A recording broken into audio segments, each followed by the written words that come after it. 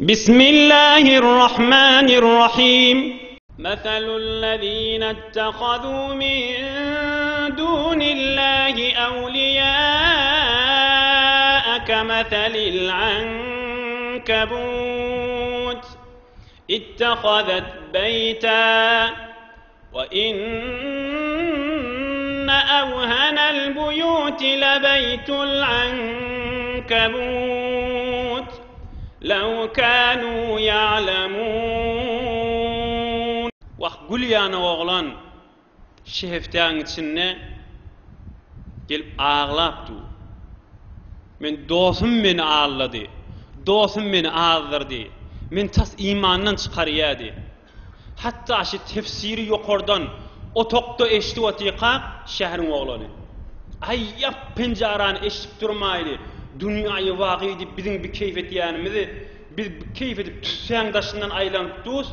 Bir dünyayı vakıyı bilir. Yap pencaran eştik görme. Muzahrafatı deyip de beni ağladı. İnni hemmedattan çıkıptır. Allah Teala Udrut kelamına ey dostlar, ey mümin doğallar, ey imanlı doğallar. Ne mi diyor diye? Euzubillahimineşşeytanirracim. Meselü'llezîne ettehadû min dûnillâhi evliyâe kemeselil ankebût ittehadet beyta ve أوهن البيوت لبيت العنكبوت لو كانوا يعلمون. İdir yan kaydiyan adamlara misal edivaydıptır. Ol adamlan meseli. Ey dostlar, metni Kur'an-ı Kerim haşi. Tercümetini olatın. Ol adamlar vardır. Allah Teala'nın buyruğundan çıkıyala dünyanı, pulu, mali, dostlar bilen keyif edip gülüşüp oturmanı çın dostları biliyala. Hudayın, Allah Teala'nın dinin, peygambercanın dostluğundan daşa düşüyala. Şolun meseli edil müyün, ankabutun misaliptir. Yalnızca okuyduk eşittiniz. Allah Teala bunları müyü, Türkmen müyü diye.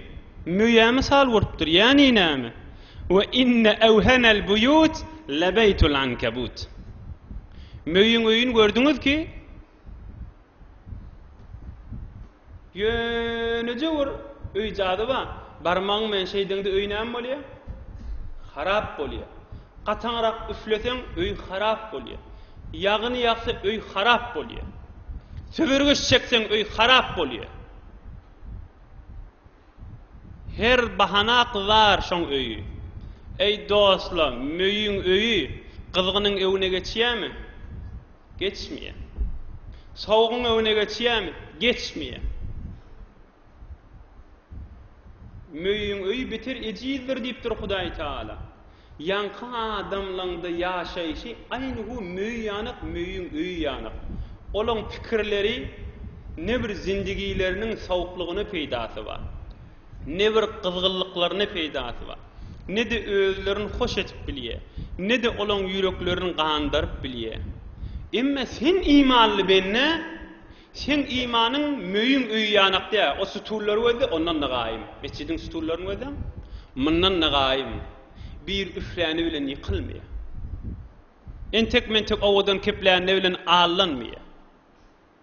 Bir soğuk aydılayan kepleri içine geçirmeye. İmanın yakacak bolup duran dışarıdan gelen zatları yakmaya. Ola ne diye? Ay hoşlukşun içinde çın hakikat dünyayı vakı işi falan. Ola adamla edil müyün meseliptir Huday Teala. Ey dostlar! Huday Teala'nın buyruğunu koyup Huday Teala'nın dininden dışarıda gidiyen adam şunu mutmain olun. Hemişe zindigisinde mutezelzeldir. Özü yandan fikir harap. Yaşap be fikretten görün bir adam dini yok bolsa ertiğin nezire gözlemeli. Kıyamadın näme göz bilen gözlemeli bolýar bir adam? İmany ýok bolsa. Ol adamyň ýanyna sogap diýen zadyň manasy ýok. Doga etmegiň manasy ýok. Nuraniýetiň manasy ýok. Meclislerde oturşyklarda bir lezzet alýan manasy ýok. Qur'an-ı Kerim'iň bir lezzeti we manasy ýok. Hudaý üçin biri-biriňi gowluk etmeli manasy ýok.